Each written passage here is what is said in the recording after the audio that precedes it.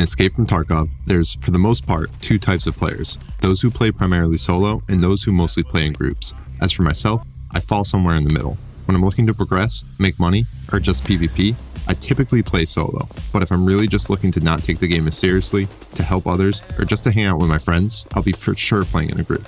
While most of my videos do focus on solo play, I figured I'd finally make one purely focused on playing in a group. So today, I'll be teaching you a few things you should learn to become a better teammate in Escape from Tarkov.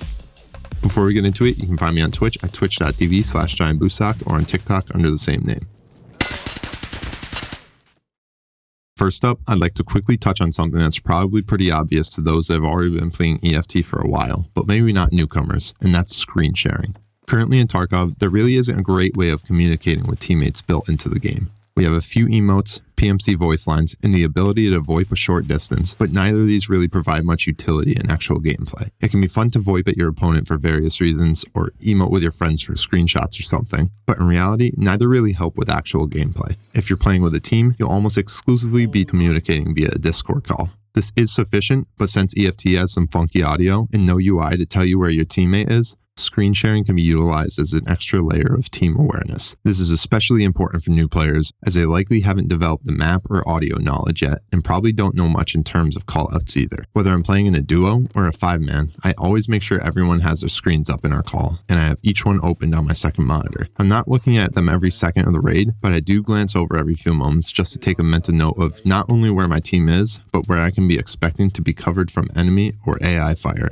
or even where I can be expecting to hear audio cues. Discord allows you to set both your stream resolution and frame rate when sharing your screen. With how resource heavy Tarkov can be, I highly recommend picking settings on the lower end to avoid it potentially affecting your game performance. You also have the option of choosing to share your entire screen or just the application. Personally, I've always found that sharing the entire screen has little to no effect on game performance, while sharing just the application can make my frame rate drop, or even stutters to occur. I also found that my stream quality is improved when sharing the entire screen. But while this is the case for me, it may not be for you, so give both options a shot and see what works best.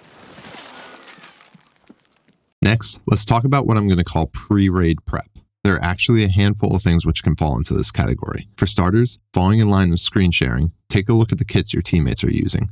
You can get an idea of how your team members will look in game in order to tell the difference between them and an opponent. Look for easily identifiable features, such as helmet color, clothing type, or backpack size. You can also take note of which guns your teammates are using and whether or not they're suppressed. Of course, this is more for players who have gun sounds memorized, but being able to identify your teammates' gunfire in the sea of sounds occurring in raid at any given time can provide just another layer of mental clarity and awareness while in raid. If you aren't familiar with the gun sounds yet, I do have a video going through almost all of them, so be sure to check that out after this. In addition to learning your teammates' kits, you should also all communicate some sort of plan. This is something I have advocated for quite often in previous videos. This by no means needs a step-by-step plan, but more so some general agreements on what needs to be done each raid. Which quest is each player trying to complete? Are you pushing PvP? Are you going to take it slow off spawn and focus on looting? Questions like this can help save a lot of time wasted in raid trying to figure things out, and save communication room while in raid for things such as callouts about threats. It's also good to get a general idea of everyone's skill level and confidence, especially if you're playing with people you haven't before. How well do your teammates know this map? Are they more confident in close or long range engagements? Do they know where their quest objectives are? Again, just another layer of quick communication to avoid unnecessary holdups while actually in raid. Lastly, take a quick look at where your teammates have in their inventories. Even with thousands of hours in this game, I forget meds from time to time, and a teammate has to remind me. Run down the checklist and make sure everyone has meds, ammo, armor, keys, car extract money, etc. It takes no time at all to double check, and never hurts to ask. Next up, and probably the most important topic of this video, is providing better callouts. In order to provide the best possible callouts, you and your team need to be in agreement on the names of various points of interest throughout the map. There are many location names which are already provided to us by the game, such as dorms on customs, the various buildings on reserve named after chest pieces, or the parts of resort on shoreline. If you ever don't know the proper names for these, just ask your team or refer to the various maps online. That way, you're ready to give proper descriptions when defining where you spotted an enemy or heard gunshots. But this really only accounts for a small portion of locations throughout many maps. What do you call this location? Or this one? Or maybe this one? At the end of the day, each group will vary differently, so there's really no right or wrong.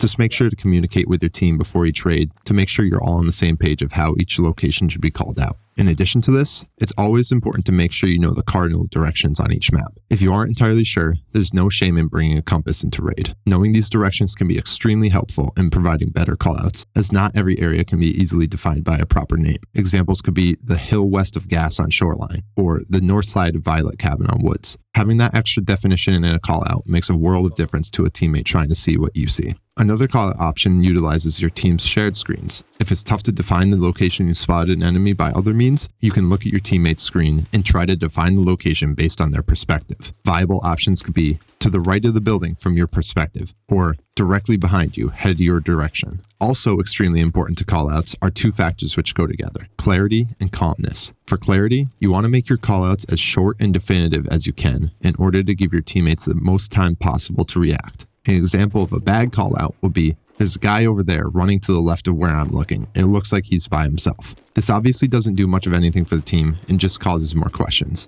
A better callout would be, solo PMC running into the west side of Fortress. This lets the team know we're talking about a player, as well as his exact location, where he's heading, and that he's alone, all in fewer words than before. Of course, this takes practice, as well as game and map knowledge, but can easily be accomplished if you continuously keep it in mind. As for calmness, we all know Tarkov is a stressful game. A lot of winning fights in the game is remaining calm enough to make better decisions than your opponent does. This applies directly to playing with a team. If you aren't calm in a fight, you won't be able to communicate the assistance you need to your teammates. If your teammate is in a fight and isn't calm, it's no help if you aren't calm either, as communication will end up being a mess. Calmness leads to speed and clarity, and ultimately more of a chance in winning fights.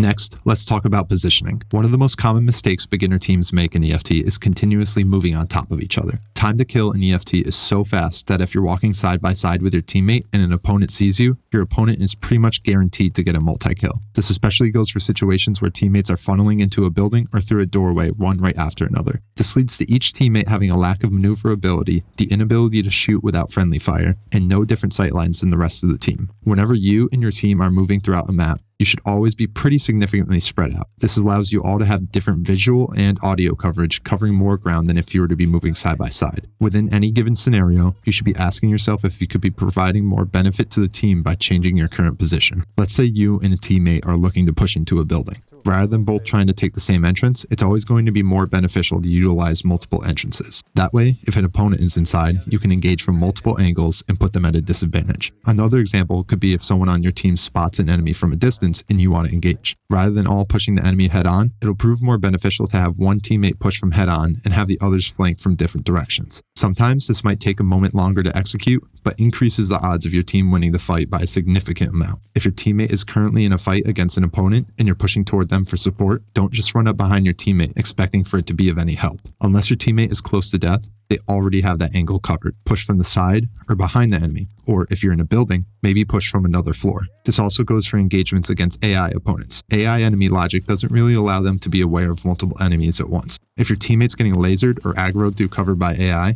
help them out by approaching the enemy from a different direction to either pull aggro or simply to take them out while unnoticed.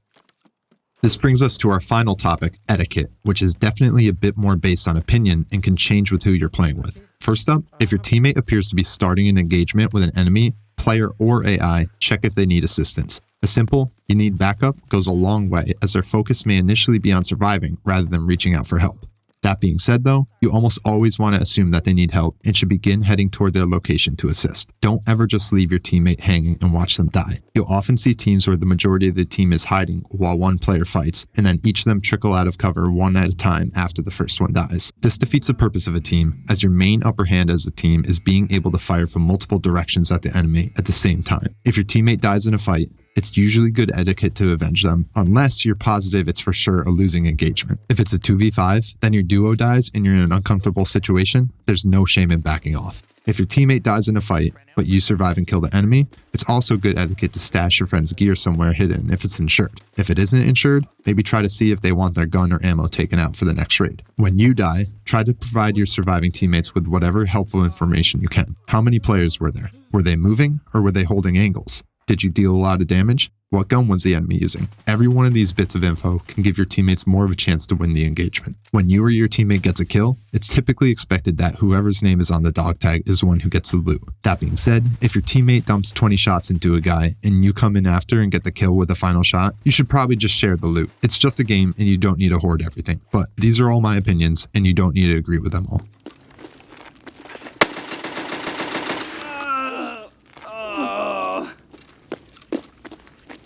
And that's going to be it for this video. Hopefully you'll be able to take something from it and apply it to your own team's strategy. Or if you typically play solo, hopefully I was able to make you more comfortable playing with a team. If you have any questions or suggestions, please leave them in the comments below. But thank you very much for watching this video, and I hope to see you in the next one. I could have had him too.